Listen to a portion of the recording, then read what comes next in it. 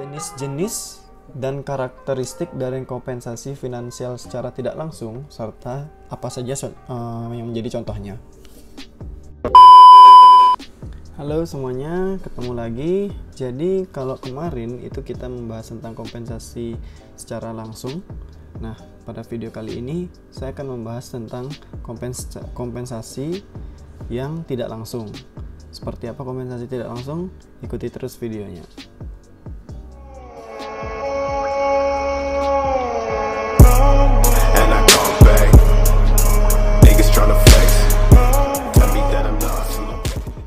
Masih seputar tentang manajemen sumber daya manusia, kali ini kompensasi secara tidak langsung atau direct financial compensation akan saya bahas lebih detail. Dan untuk membantu saya dalam memaparkan materi ini, itu saya kembali menggunakan buku ini. Masih sama bukunya, yaitu referensi buku judulnya Human Resource Management, terbitan ke-14, edisi karya Erwin Mondi dan Joseph J. Martocchio, terbitan Pearson. Oke, seperti yang sudah dijelaskan sebelumnya, pemberian kompensasi itu suatu pelaksana fungsi manajemen sumber manusia yang sangat berhubungan dengan pemberian penghargaan sebagai pertukaran atau hubungan timbal balik antara perusahaan dengan pekerjanya. Jadi dalam melaksanakan tugas di dalam perusahaan itu, tentu perusahaan harus memberikan kompensasi terhadap pekerjanya sebagai hubungan timbal balik atau sekedar seperti upah jasa atas apa yang dilakukan oleh karyawan di perusahaan itu sendiri.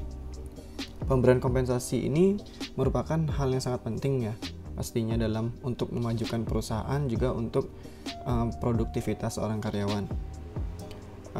Dengan adanya balas jasa yang adil dan layak, itu karyawan itu akan menjadi termotivasi untuk bekerja dengan baik dan seproduktif mungkin tenaganya atau skillnya yang diberikan kepada perusahaan itu. Kompensasi finansial ini bisa dibagi menjadi dua. Jadi ada kompensasi finansial yang secara langsung seperti di video sebelumnya, dan kompensasi secara tidak langsung yang akan kita bahas di video ini. Untuk kompensasi finansial langsung, seperti yang dibahas sebelumnya itu ada terdiri dari gaji, upah, komisi, ataupun bonus. Sedangkan kompensasi finansial yang tidak langsung itu meliputi semua imbalan finansial yang tidak tercakup dalam kompensasi finansial langsung. Oke, untuk membahas materi ini lebih jauh, pembahasan materi ini kita akan bagi menjadi 3 poin utama. Yang pertama, apa sih yang bisa kita ketahui dan pahami tentang kompensasi secara tidak langsung? Lalu kedua, apa saja jenis dan karakteristik dari kompensasi finansial secara tidak langsung? Yang ketiga, apa aja contoh dan jenis-jenis dari kompensasi finansial secara tidak langsung? Oke, masuk ke poin pertama ya. Poin pertama adalah pembahasan tentang pemahaman kompensasi finansial secara tidak langsung.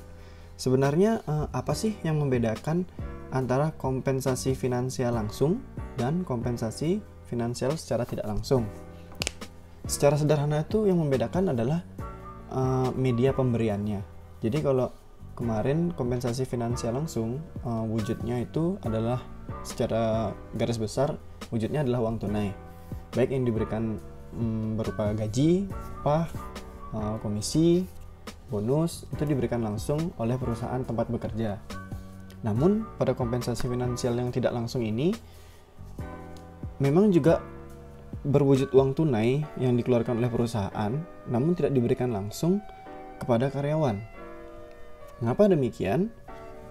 Karena pemberiannya itu dilakukan melalui pihak ketiga, atau dengan kata lain pihak luar yang melakukan kerjasama dengan perusahaan tempat kita bekerja. Kenapa perusahaan sampai harus menggait pihak luar atau mengajak pihak luar dalam urusan kompensasi finansialnya? Jadi setiap perusahaan itu tentu tidak akan bisa berdiri sendiri dalam hal mengurus segala sesuatunya ya. Jadi setiap perusahaan juga punya kelebihan, punya kekurangan. Ini juga menjadi sebuah peluang bagi pihak luar atau pihak ketiga yang punya spesifikasi terhadap atau kebutuhan yang tidak bisa dipenuhi oleh perusahaan itu sendiri. Jadi nanti sifatnya mereka akan saling melengkapi atau yang biasa kita kenal dengan simbiosis mutualisme.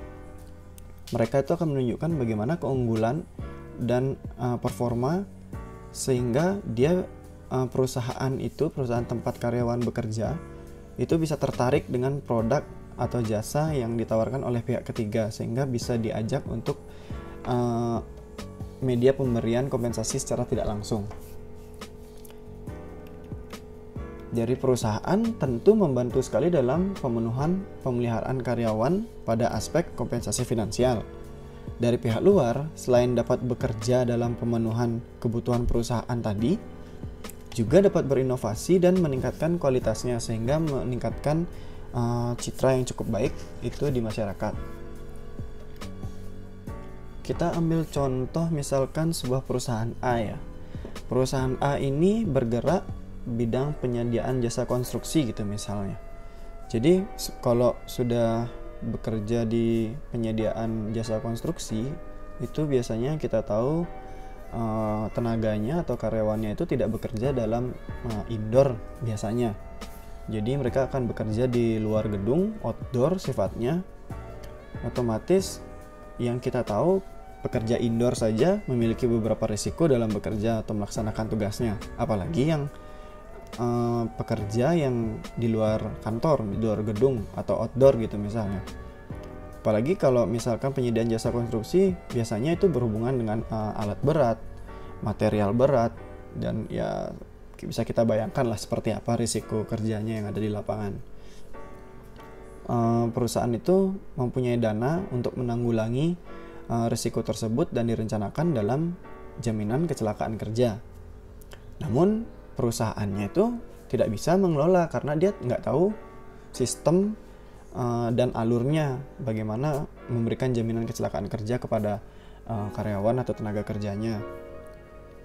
Sehingga perusahaan itu akan melakukan sebuah survei terhadap pihak ketiga atau pihak luar yang mampu atau mengerti tentang sistem dan alur untuk jaminan kecelakaan kerja. Setelah disurvei sana kesini, dapat dia informasi tentang perusahaan C atau perusahaan D yang notabene adalah perusahaan yang berfokus tentang pengaturan atau pemberian jaminan kecelakaan kerja terhadap karyawan, dan perusahaannya ini bisa dibilang ya sudah memiliki cukup nama lah.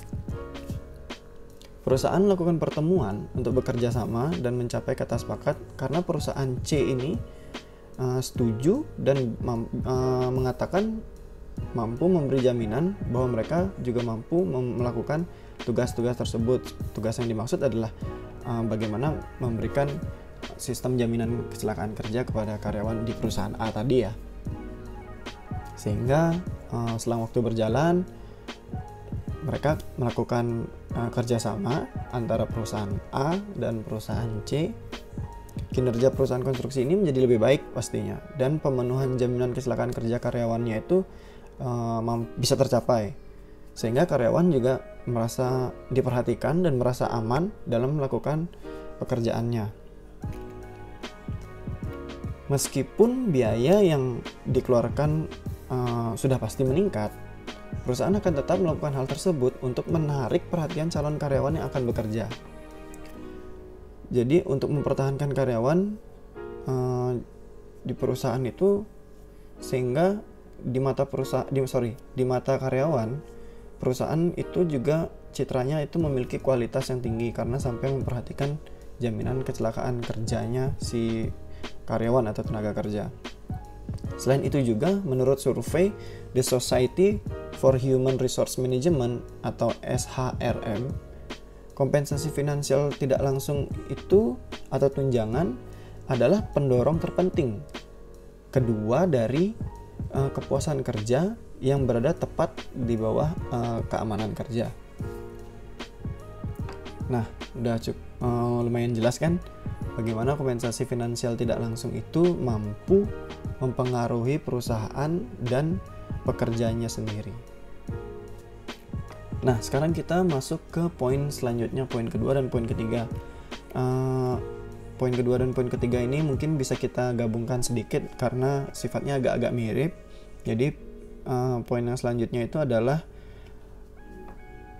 jenis-jenis dan karakteristik dari kompensasi finansial secara tidak langsung, serta apa saja yang menjadi contohnya. Kompensasi finansial secara tidak langsung, menurut Mondi dan Martocchio, dibagi menjadi beberapa hal seperti yang bisa dilihat di gambar ya. Secara garis besar itu ada dua pengelompokan mengenai kompensasi tidak langsung. Yang pertama ada legally required benefits dan discretionary benefits. Yang pertama ada legally required benefits. Legally required benefit ini merupakan manfaat yang diberikan secara wajib dan mempunyai kekuatan hukum. Jadi perusahaan itu wajib hukumnya dalam memberikan tunjangan di luar kompensasi finansial secara langsung dalam kaitannya pemenuhan kebutuhan karyawan itu sendiri. Di sini legally required benefit itu dibagi menjadi beberapa jenis. Yang pertama adalah social security atau jaminan sosial. Yang kedua unemployment compensation atau kompensasi untuk pengangguran. Ketiga workers compensation atau kompensasi untuk para pekerja. Keempat adalah family and medical leave atau cuti keluarga dan medis. Oke, kita bahas satu persatu ya. Mulai dari social security atau jaminan sosial. Apa itu social security? Jaminan sosial merupakan salah satu bentuk perlindungan sosial yang diselenggarakan oleh negara guna menjamin warga negaranya untuk memenuhi kebutuhan hidup dasar yang layak. Sebagaimana yang diutarakan dalam deklarasi PBB itu tentang HAM tahun 1948 dan konvensi ILO nomor 102 tahun 1952, yaitu fokus utamanya adalah sebuah bidang dari kesejahteraan sosial yang memperhatikan perlindungan sosial atau perlindungan terhadap kondisi yang diketahui oleh sosial, termasuk kemiskinan, usia lanjut, kecacatan, pengangguran, keluarga dan anak-anak, dan lain-lain. Nah, jenis jaminan sosial ini bisa dibagi lagi dalam beberapa bagian, yaitu yang pertama adalah jaminan kecelakaan penumpang. Asuransi ini memberikan perlindungan pada masyarakat, terutama para pengguna kendaraan umum, baik melalui darat, laut, maupun udara. Di Indonesia, lembaga yang menangani asuransi kecelakaan penumpang contohnya adalah Jasara Harja. Hal tersebut sudah diatur dalam Undang-Undang Nomor 33 Tahun 1964 tentang dana pertanggungan wajib kecelakaan dan Undang-Undang Nomor 34 Tahun 1964 tentang dana kecelakaan lalu lintas. Dari undang-undang tersebut, setiap orang itu yang mengalami kecelakaan baik darat, laut maupun udara berhak menerima jaminan dari badan penyelenggara, yaitu Jasara Harja. Asuransi sosial ini memberikan perlindungan pada masyarakat atas timbulnya gangguan kesehatan. Biaya yang ditanggung adalah untuk berobat jalan maupun rawat inap. Yang kedua itu adalah jaminan hari tua. Layanan ini memberikan perlindungan jaminan hari tua pada pekerja yang telah mencapai usia tertentu atau sudah bekerja pada beberapa masa tertentu. Sebagai contoh adalah pekerja yang sudah bekerja 10 tahun di satu perusahaan. Ketika dia mengundurkan diri dari sebuah perusahaannya itu, dia bisa mendapatkan manfaat dari uang jaminan hari tua yang dimilikinya. Di Indonesia, jaminan hari tua itu sekarang dikelola oleh BPJS Ketenagakerjaan. Khusus bagi pegawai negeri sipil atau PNS, masih dikelola oleh PT Taspen, dan untuk anggota TNI itu dikelola oleh PT Asabri. Yang ketiga adalah jaminan kematian. Layanan ini merupakan jaminan yang diselenggarakan dengan tujuan untuk memberikan santunan kematian yang dibayarkan kepada ahli waris peserta yang meninggal dunia. Di Indonesia saat ini, jaminan kematian ini ditanggung oleh BPJS Ketenagakerjaan. Yang keempat adalah jaminan kecelakaan kerja. Program jaminan kecelakaan kerja disingkat JKK itu adalah sebuah program pemerintah atau pemberi kerja dengan tujuan memberikan kepastian jaminan pelayanan dan santunan apabila tenaga kerja itu mengalami kecelakaan saat menuju melaksanakan tugas pekerjaan dan berbagai penyakit yang berhubungan dengan pekerjaan. Di Indonesia saat ini jaminan kecelakaan kerja juga ditanggung oleh BPJS Ketenagakerjaan. Yang kelima adalah jaminan kesehatan. Jaminan kesehatan adalah program jaminan sosial yang diselenggarakan secara nasional, itu berdasarkan prinsip asuransi sosial dan prinsip ekuitas dengan tujuan untuk menjamin agar peserta memperoleh manfaat pemeliharaan kesehatan dan perlindungan dalam memenuhi kebutuhan dasar kesehatan. Oke, di Indonesia jaminan kesehatan ini juga untuk di Indonesia saat ini jaminan kesehatan ini ditanggung oleh BPJS Kesehatan. Yang keenam adalah jaminan pensiun. Program jaminan pensiun disingkat program JP, itu pembayaran berkala jangka panjang sebagai substitusi dari penurunan atau hilangnya penghasilan karena peserta itu mencapai usia tua atau pensiun, mengalami cacat total permanen, atau meninggal dunia. Karakteristiknya adalah diselenggarakan secara nasional berdasarkan prinsip asuransi sosial atau tabungan wajib dan manfaat pasti, kepesertaan perorangan, dan manfaat berupa uang tunai itu dibayarkan setiap bulan. Di Indonesia saat ini jaminan pensiun ditanggung oleh BPJS Ketenagakerjaan. Oke, selanjutnya kita masuk ke jenis yang kedua, yaitu adalah unemployment compensation atau kompensasi untuk pengangguran. Unemployment compensation di sini itu diartikan sebagai program pemberian tunjangan yang tujuannya adalah memberikan waktu kepada para pekerja yang menganggur untuk menemukan pekerjaan baru yang setara dengan yang hilang tanpa menderita kesulitan keuangan. Kompensasi pengangguran itu juga berfungsi untuk mempertahankan pengeluaran konsumen selama periode penyesuaian ekonomi. Di Indonesia, program ini dikenal dengan Kartu Prakerja. Kartu Prakerja itu adalah bantuan biaya pelatihan untuk masyarakat Indonesia yang ingin memiliki atau meningkatkan keterampilannya. Karena kita semua tahu bahwa masyarakat Indonesia sesungguhnya ingin selalu meningkatkan kemampuannya. Didesain sebagai sebuah produk, program ini dikemas sedemikian rupa agar memberikan nilai bagi pengguna, sekaligus memberikan nilai bagi sektor swasta. Cara digital melalui marketplace itu dipilih untuk memudahkan pengguna untuk mencari, membandingkan, memilih, dan memberikan evaluasi. Karena hanya dengan cara ini, produk itu bisa terus diperbaiki, tumbuh, dan relevan. Menggandeng pelaku usaha swasta, program ini adalah wujud kerjasama pemerintah dan swasta dalam melayani masyarakat. Contoh lainnya itu adalah pemberian kompensasi kepada karyawan yang terpaksa harus dirumahkan karena suatu keadaan tertentu. Misalnya itu krisis ekonomi atau perusahaannya itu yang tempat dia bekerja mengalami kebangkrutan. Di mana pemberian kompensasi jenis ini itu dapat menjamin karyawan untuk bisa survive di tengah usaha mereka dalam menemukan pekerjaan yang baru, atau jika kondisi sudah mulai pulih, karyawan itu dapat bekerja kembali secara normal di perusahaannya. Yang ketiga adalah workers compensation atau kompensasi untuk para pekerja. Kompensasi pekerja itu memberikan tingkat perlindungan finansial bagi karyawan yang mengeluarkan biaya akibat kecelakaan atau penyakit terkait pekerjaan dalam bentuk pertanggungan biaya rehabilitasi dan penggantian pendapatan sementara atau permanen, sebagian berdasarkan tingkat keparahannya. Contoh yang bisa kita ambil di sini itu adalah asuransi.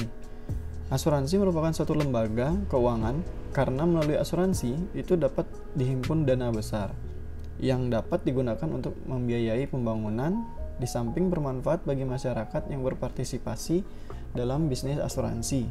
Serta asuransi bertujuan memberikan perlindungan atau proteksi atas kerugian keuangan atau financial loss yang ditimbulkan oleh peristiwa yang tidak diduga sebelumnya. Selain itu, contohnya adalah jaminan sosial, seperti yang sudah dijelaskan sebelumnya di contoh yang pertama itu. Nah, pemberian asuransi atau jaminan sosial kepada karyawan ini sebagai pertanggungan biaya bagi karyawan yang mengeluarkan biaya secara pribadi saat melakukan penanganan ketika terjadi sebuah kecelakaan.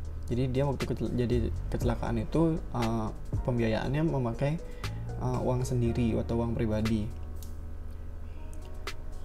Biaya pengganti tersebut sepenuhnya menjadi kewajiban dari perusahaan untuk membayarkan atau mengganti uangnya si tenaga kerja yang mengalami kecelakaan kerja. Faktor-faktor seperti pengusaha membayar seluruh biaya asuransi kompensasi pekerja dan pengalaman masa lalu itu mereka dengan kecelakaan dan penyakit terkait pekerjaan sangat menentukan biaya premi mereka. Keadaan ini harus memberikan dorongan lebih lanjut kepada pengusaha untuk lebih proaktif dalam atau dengan program kesehatan dan keselamatan.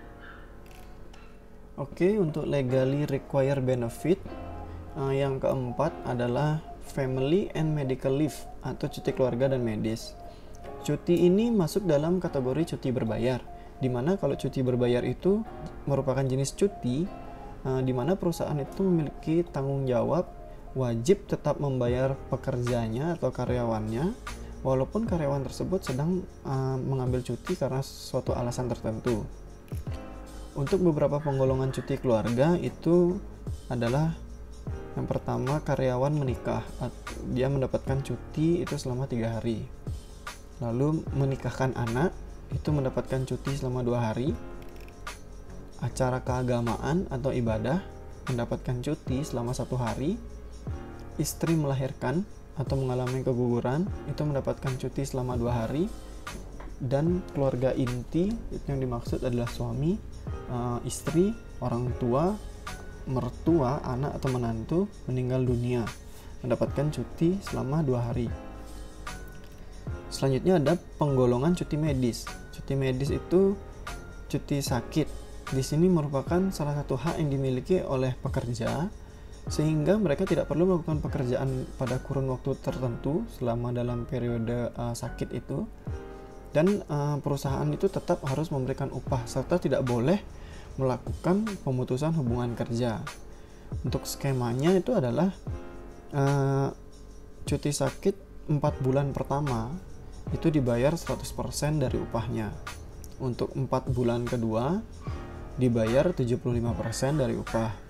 Untuk 4 bulan ketiga itu dibayarkan 50% dari upah, dan untuk bulan-bulan selanjutnya itu dibayar hanya 20% dari upah sebelum pemutusan hubungan kerja dilakukan oleh pengusaha. Tentunya mungkin sampai dilakukannya pemutusan hubungan kerja pasti ada proses-proses yang tertentu atau ada pertimbangan-pertimbangan tertentu. Selanjutnya ada cuti karena haid, itu berlaku cutinya 2 hari.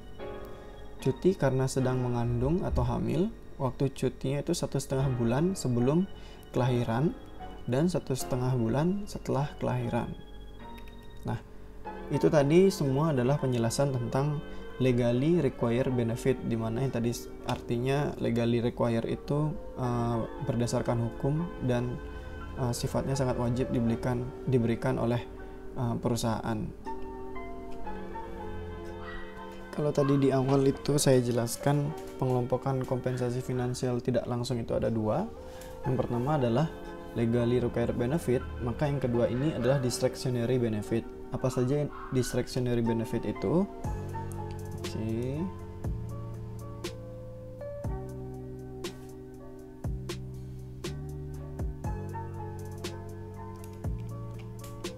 Discretionary benefit itu adalah tunjangan diskresioner atau tunjangan yang tidak terkait pada target pencapaian formal.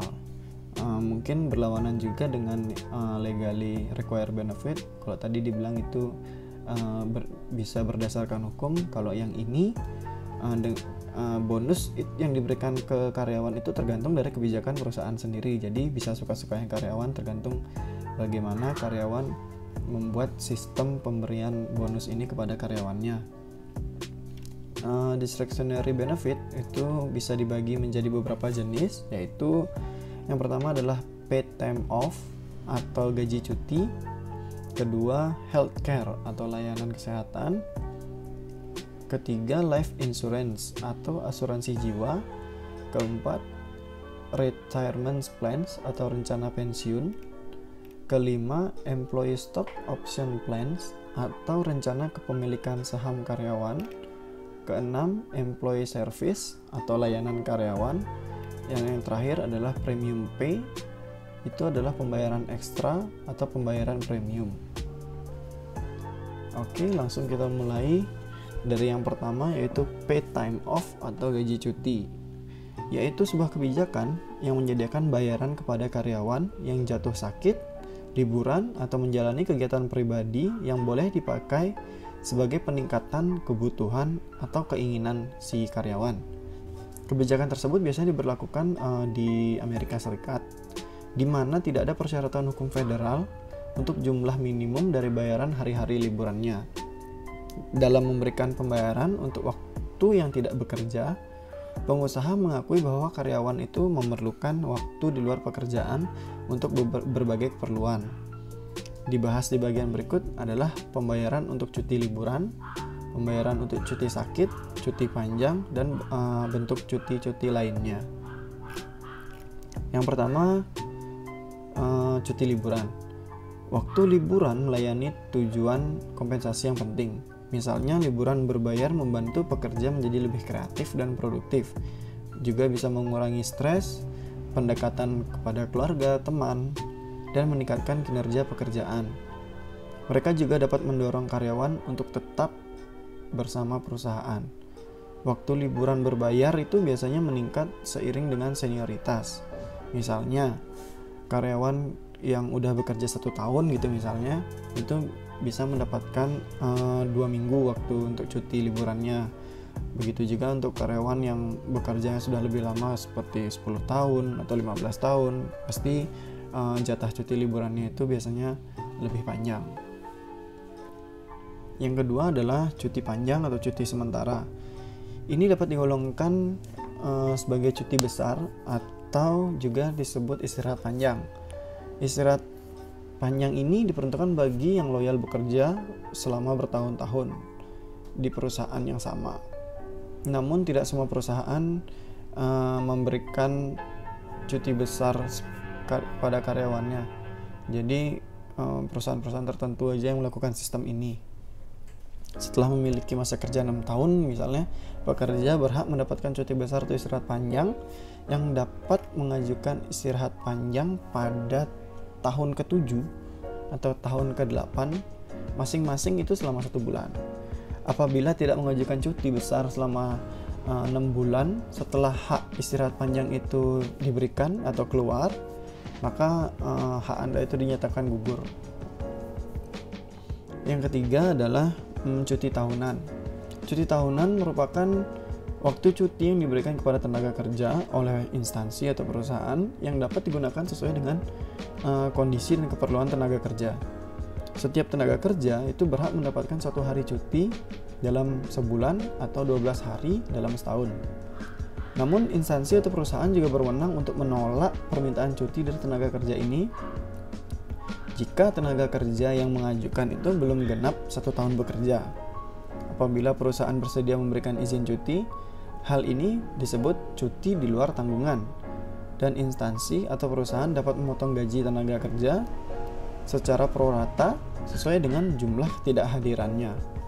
Namun itu kembali lagi ke perusahaannya, karena setiap perusahaan itu bisa dibilang punya regulasi cuti tahunan yang berbeda-beda, jadi nggak mesti sama semuanya seperti itu. Itu hanya sekedar bayangan aja. Oke, itu tadi seputar paid time off atau gaji cuti. Yang selanjutnya kita bahas adalah healthcare atau layanan perawatan kesehatan. Perawatan kesehatan merupakan barang yang paling mahal dalam paket tunjangan karyawan. Bahkan menurut penelitian dari Kaiser Family Foundation, Amerika Serikat menghabiskan lebih banyak per kapita untuk perawatan kesehatan daripada negara lain. Beberapa perusahaan telah mengurangi atau menghapus kenaikan gaji atau bonus atau keduanya untuk memberikan tunjangan kesehatan yang semakin mahal bagi karyawan. Adapun jenis-jenis diantaranya adalah paket biaya layanan, perlindungan asuransi untuk 3 jenis biaya medis, yaitu biaya rumah sakit, biaya bedah, dan biaya dokter. Yang selanjutnya ada rencana perawatan terkelola, pemberian layanan kesehatan yang menekankan pengendalian biaya dengan membatasi pilihan dokter dan rumah sakit karyawan. Rencana ini juga memberikan perlindungan terhadap biaya perawatan kesehatan dalam bentuk pembayaran di muka kepada penyedia layanan kesehatannya. Misalnya kemitraan perusahaan dengan rumah sakit itu tertentu untuk memberikan layanan khusus atau keringanan biaya jika berobat di rumah sakit tersebut. Jadi jika perusahaan itu melakukan kerjasama atau mitra dengan rumah sakit atau layanan kesehatan, jadi karyawannya itu bisa mendapatkan potongan harga jika berobat di tempat yang dilakukannya kerjasama dengan perusahaan. Yang terakhir itu ada paket asuransi khusus. Pengusaha sering menggunakan paket asuransi terpisah untuk memberikan jenis manfaat tertentu dan sering disebut sebagai paket asuransi khusus. Misalnya ada perusahaan yang memberikan jaminan kesehatan khusus yang berbeda dengan jaminan kesehatan biasa yang diberikan kepada karyawan yang bekerja bersinggungan dengan bahan industri yang berbahaya. Jadi ini biasanya diberikan kepada pekerja-pekerja yang risiko kerjanya itu lebih tinggi. Lalu perawatan kesehatan yang digerakkan oleh konsumen mengacu pada tujuan membantu perusahaan mempertahankan kendali atas biaya sementara, juga memungkinkan karyawan untuk membuat pilihan yang lebih besar tentang perawatan kesehatan. Jadi karyawan itu dapat mengusulkan layanan kesehatan apa yang bisa didapatkan selama bekerja di perusahaan, entah itu medical check up, cek kesehatan tensi dan gula, dan lain-lainnya. Yang ketiga dari discretionary benefit adalah life insurance atau asuransi jiwa. Asuransi jiwa yang disponsori oleh perusahaan itu melindungi karyawan dengan membayar jumlah tertentu setelah kematian karyawan. Rencana-rencana ini sering termasuk kematian karena kecelakaan dan klaim pemotongan yang membayar manfaat tambahan jika kematian adalah akibat dari kecelakaan atau jika karyawan mengalami kehilangan anggota tubuh secara tidak sengaja. Ada 2 dari rencana asuransi jiwa yang lebih umum adalah asuransi jiwa berjangka dan keseluruhan kehidupan. Asuransi jiwa berjangka itu memberikan perlindungan kepada penerima manfaat karyawan hanya selama periode terbatas berdasarkan jumlah tahun tertentu yang tunduk pada usia maksimum. Setelah itu asuransi otomatis akan berakhir. Sedangkan asuransi jiwa seutuhnya membayar sejumlah kepada penerima manfaat yang ditunjuk dari karyawan yang meninggal, tetapi tidak seperti sifatnya tidak seperti kebijakan seumur hidup. Rencana seumur hidup tidak berakhir sampai pembayaran dilakukan kepada penerima manfaat. Kompensasi pekerja melindungi karyawan dari kecelakaan dan penyakit terkait pekerjaan. Namun, beberapa perusahaan itu menyediakan perlindungan tambahan yang lebih komprehensif. Cacat jangka panjang itu memberikan manfaat bulanan kepada karyawan yang karena sakit atau cedera, jadi dia tidak dapat bekerja dalam waktu yang lama. Yang keempat kita bahas adalah retirement plans atau rencana pensiun. Program pensiun yang disponsori oleh perusahaan itu memberikan penghasilan pada karyawan setelah mereka mencapai usia pensiun minimum dan telah meninggalkan perusahaan yang akan mendapatkan sejumlah dana. Nah, dana pensiun adalah hak seseorang untuk memperoleh penghasilan setelah bekerja sekian tahun dan sudah memasuki usia-usia pensiun, atau ada sebab-sebab lain sesuai dengan perjanjian yang dilakukan antara pekerja dan perusahaan di awal, yang dimana tujuannya adalah memberikan penghargaan kepada karyawan yang telah mengabdi di perusahaan tersebut. Penghasilan dalam hal ini itu biasanya diberikan dalam bentuk uang dan besarnya tergantung dari peraturan dan kesepakatan di awal. Pemberian dana pensiun kepada karyawan bukan saja memberikan kepastian penghasilan di masa depan, tetapi juga ikut memberikan motivasi bagi karyawan untuk lebih giat bekerja. Dengan memberikan program jasa pensiun, itu para karyawan itu akan merasa aman, terutama bagi mereka yang merasa dirinya itu sudah memasuki usia tidak produktif. Jadi dia akan merasa aman karena dalam masa pensiunnya nanti tetap mendapatkan tunjangan seperti itu.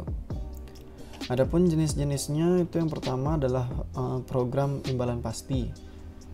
Seperti apa? Itu program pensiun manfaat pasti merupakan program pensiun yang besar. Manfaat pensiun ditetapkan dalam peraturan dana pensiun. Seluruh iuran merupakan beban karyawan itu yang dipotong dari gajinya. Program ini dikaitkan dengan masa kerja dan besar penghasilan kita untuk menentukan besaran uang pensiunnya itu sendiri. Yang kedua, rencana kontribusi pasti. Program yang besarnya manfaat pensiun itu tergantung dari hasil pengembangan kekayaan dana pensiun. Iuran ditanggung bersama antara karyawan dan perusahaan yang memberikan pekerjaan. Program pensiun ini terdiri dari money purchase plan, profit sharing, dan saving plan. Itu dimana besarnya uang pensiun didasarkan pada iuran yang dibayarkan pekerja dan perusahaan yang memberikan pekerjaan. Yang kelima adalah employee stock option plans atau rencana kepemilikan saham karyawan. ESOP atau Employment Stock Option Plans itu adalah program yang memberikan hak kepada karyawan atas kepemilikan saham. Program kepemilikan saham perusahaan di Indonesia itu dikenal dengan sebutan program kepemilikan saham bagi karyawan atau disingkat menjadi PKSK. Program kepemilikan saham perusahaan dengan ESOP pertama kali itu ada di Amerika sekitar tahun 1950-an. Program kepemilikan saham dengan perusahaan dengan ESOP itu dilakukan dalam beberapa cara. Antara lain, perusahaan memberikan sahamnya secara cuma-cuma atau disebut dengan stock grant kepada karyawannya. Bisa juga menjual saham kepada karyawan. Itu umumnya karyawan diberikan harga diskon dan memberikan opsi kepada karyawan untuk membeli saham perusahaan pada periode tertentu juga dengan harga tertentu. Program kepemilikan saham dengan ESOP itu di Indonesia memang belum terlalu terkenal. Terlebih untuk perusahaan-perusahaan yang sifatnya masih perusahaan keluarga. Mengapa perusahaan atau manajemen itu memberikan kesempatan karyawannya untuk memiliki saham perusahaan dengan ESOP? Karena dapat digunakan sebagai bentuk penghargaan kepada karyawan dan mampu mempertahankan karyawan,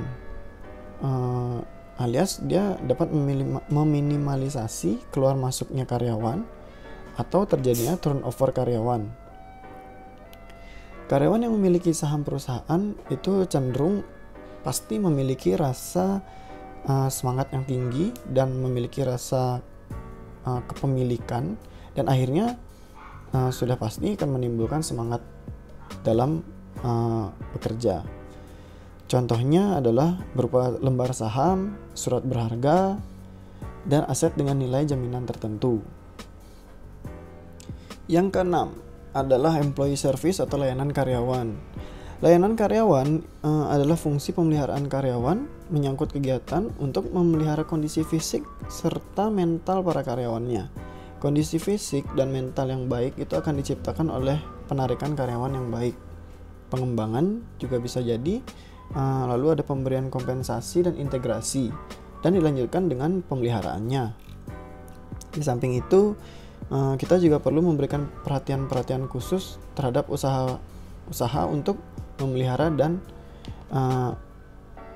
memelihara kesehatan dan sikap karyawan. Program keselamatan kesehatan kerja itu dimaksudkan untuk memelihara kondisi fisik karyawannya, sedangkan program pelayanan karyawan itu untuk membantu memelihara semangat atau moral dari karyawannya. Banyak istilah yang dipergunakan untuk program-program pelayanan karyawan. Ada yang menggunakan istilah jaminan sosial, program kesejahteraan karyawan, dan lain sebagainya. Nah, ini merupakan elemen penting yang paling khas dan biasanya menjadi ciri khas suatu perusahaan itu sendiri ya. Nah, meningkatkan perhatian pengusaha terhadap masalah kesejahteraan karyawan dikarenakan beberapa faktor sebagai berikut. Yang pertama itu ada perubahan sikap para karyawan. Nah, perubahan sikap ini disebabkan terutama oleh makin meningkatnya taraf pendidikan mereka. Lalu ada permintaan dari organisasi-organisasi buruh.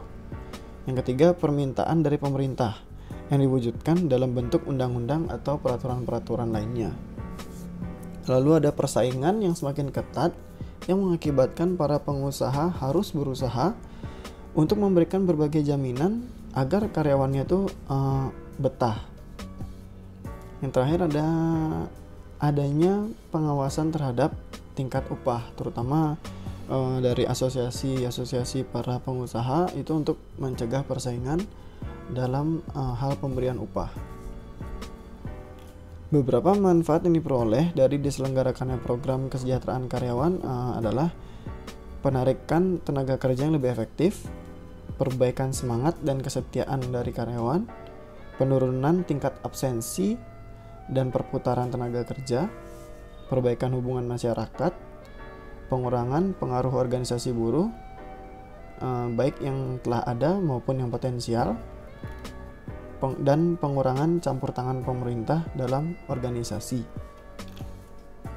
Oke, adapun contoh dari pemberian layanan karyawan yang dimaksud itu seperti penyediaan kantin, itu berfungsi untuk pekerja bisa memenuhi urusan konsumsinya. Lalu ada beasiswa pendidikan. Jadi kalau misalnya ada karyawan yang ingin melakukan pendidikan lebih lanjut itu bisa diberikan tanggungan. Lalu ada perumahan atau karyawan itu diberikan tempat tinggal atau mes. Lalu ada pengembangan karir. Jadi karyawan juga diberikan pelatihan agar bisa meningkatkan skillnya. Komunitas karyawan itu adanya perkumpulan yang mampu mempererat hubungan antara rekan kerja di kantor. Lalu ada fasilitas kesehatan seperti layanan cek kesehatan dan lain-lainnya. Creative space itu tempat karyawan bebas berekspresi baik untuk acara kantor ataupun informal. Ruangan kerja yang nyaman, lalu gedung operasional atau gedung tempat karyawan yang bekerja, atau fasilitas parkir juga bisa. Membership yang dimaksud bisa merupakan mendapatkan diskon dari merchant tertentu jika misalnya Anda sebagai karyawan kerja di tempat A dan tempat A ini bekerja sama dengan beberapa merchant lainnya. Kalau misalnya karyawan mau belanja di tempat itu, maka dia bisa mendapatkan harga khusus. Lalu ada konseling, itu dimana layanan untuk karyawan bisa bercerita atau berbagi keluh kesah dan mendapatkan sebuah solusi. Lalu ada kemudahan administrasi. Ada contoh kasus, ada karyawan yang bisa melakukan administrasi secara mudah jika bekerja di suatu instansi yang populer gitu misalnya. Atau yang terakhir bisa juga manfaatnya rekreasi. Jadi fasilitas kerja lain yang bisa membuat karyawan makin produktif adalah fasilitas yang bisa digunakan untuk kegiatan rekreasi. Biasanya rekreasi yang dimaksud mungkin ada fasilitas gym untuk karyawan atau fasilitas olahraga lainnya. Jadi selain waktu dari karyawan itu sudah terpangkas untuk melakukan pekerjaan, di tempat bekerja itu karyawan juga bisa melakukan selingan dengan berolahraga. Ataupun tidak sedikit ada perusahaan yang menyediakan hiburan-hiburan kecil seperti permainan board game atau kafetaria dengan suasana nongkrong yang kekinian. Itu juga bisa menjadi sebuah fasilitas layanan karyawan. Oke, masuk ke poin terakhir dari discretionary benefit, itu adalah premium pay atau pembayaran premium atau pembayaran ekstra. Yang dimaksud adalah Pembayaran jenis ini mengacu pada upah yang lebih tinggi yang diberikan kepada karyawan yang bekerja dengan jam kerja yang kurang diinginkan. Seperti apa itu jam kerja yang kurang diinginkan? Ya misalnya kalau kalian pernah itu mendapatkan tugas atau job desk lebih dari perusahaan di hari libur, atau yang lebih dikenal dengan istilah lembur. Kalau lembur biasanya tuh bekerja lebih dari waktu yang ditentukan dalam satu hari. Misalkan normalnya kalian bekerja itu dari jam 8 sampai jam 5 atau jam 4 sore gitu. Mendekati jam pulang bisa saja diberikan pekerjaan lebih, sehingga untuk jam pulangnya kalian tidak bisa tepat waktu. Nah, dari jam yang lebih itu akan mendapatkan pembayaran lebih atau premium pay. Atau juga tunjangan hari raya atau THR untuk perayaan-perayaan hari besar nasional atau hari besar keagamaan. Pembayaran jenis ini juga mengacu pada tingkat kesulitan atau berbahayanya pekerjaan itu dilakukan. Misalnya kayak pencuci jendela untuk gedung yang tinggi-tinggi, gedung-gedung pencakar langit gitu misalnya, menerima kompensasi tambahan tuh karyawannya, karena kondisi kerjanya itu sangat berbahaya. Atau pilot militer itu bisa mendapatkan uang ekstra dalam bentuk gaji penerbangan dan uang tempur karena risiko yang terlibat dalam pekerjaan. Risikonya yang seperti kita tahu itu sangat tinggi. Oke, ini saya memiliki informasi tambahan sedikit masih terkait tentang kompensasi. Mungkin pada saat video ini direcord, suasana sekeliling saya akan banyak ada suara-suara keramaian, jadi mohon permaklumannya karena jam-jam segini lagi banyak-banyaknya orang aktivitas di sekeliling ruangan saya. Oke, lanjut aja. Yang pertama itu tentang asas kompensasi. Yang pertama, untuk mengenai asas kompensasi itu ada yang namanya asas adil. Besarnya kompensasi yang dibayar kepada setiap karyawan itu harus disesuaikan dengan prestasi kerja, jenis pekerjaan, risiko pekerjaan, tanggung jawab jabatan pekerjaan, dan memenuhi persyaratan persyaratan internal konsistensi.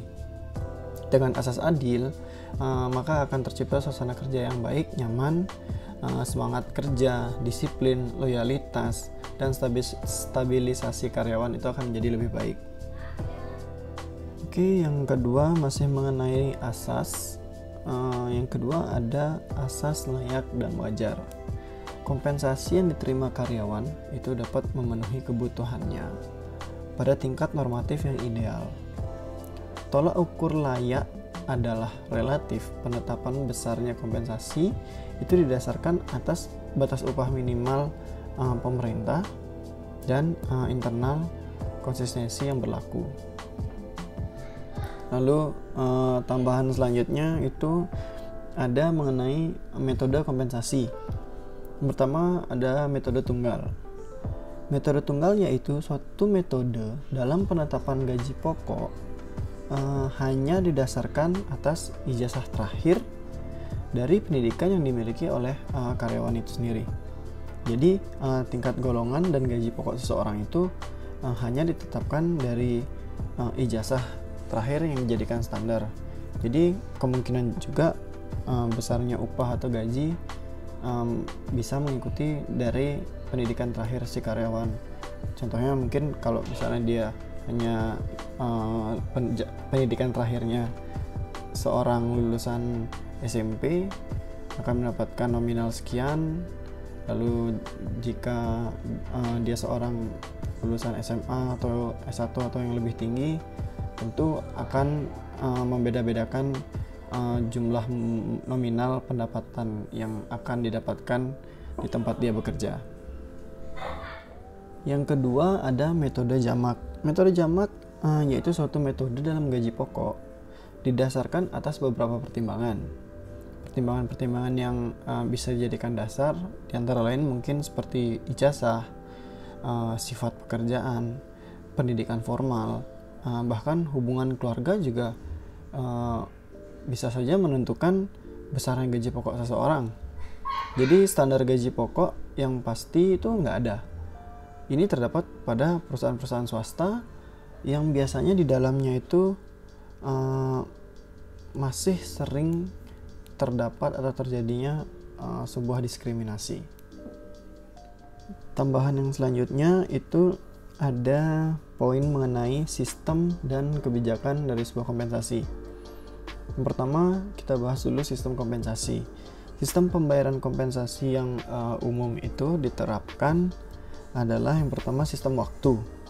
Dalam sistem waktu, besarnya kompensasi itu ditetapkan berdasarkan standar waktu seperti jam, minggu, ataupun bulan. Sistem waktu itu biasanya ditetapkan jika prestasi kerja itu sulit diukur per unitnya dan bagi karyawan tetap kompensasinya dibayar atas sistem waktu secara periodik setiap bulannya. Besarnya kompensasi sistem waktu itu hanya didasarkan kepada durasi atau masa kerjanya, seberapa lama dia bekerja, bukan dikaitkan kepada prestasi kerjanya karyawan itu. Yang kedua, ada sistem hasil. Dalam sistem ini, besarnya kompensasi yang dibayar itu selalu didasarkan kepada banyaknya hasil yang dikerjakan, bukan kepada lamanya waktu mengerjakan. Mungkin ini sedikit kebalikan dari sistem yang pertama, yaitu sistem waktu. Kalau yang ini, dia lebih kompensasinya lebih memperhatikan berdasarkan berapa banyak hasil yang mampu dikerjakan, bukan masa waktunya. Sistem hasil ini tidak dapat ditetapkan kepada karyawan tetap dan jenis pekerjaan yang tidak mempunyai standar fisik, seperti bagi karyawan administrasi misalnya.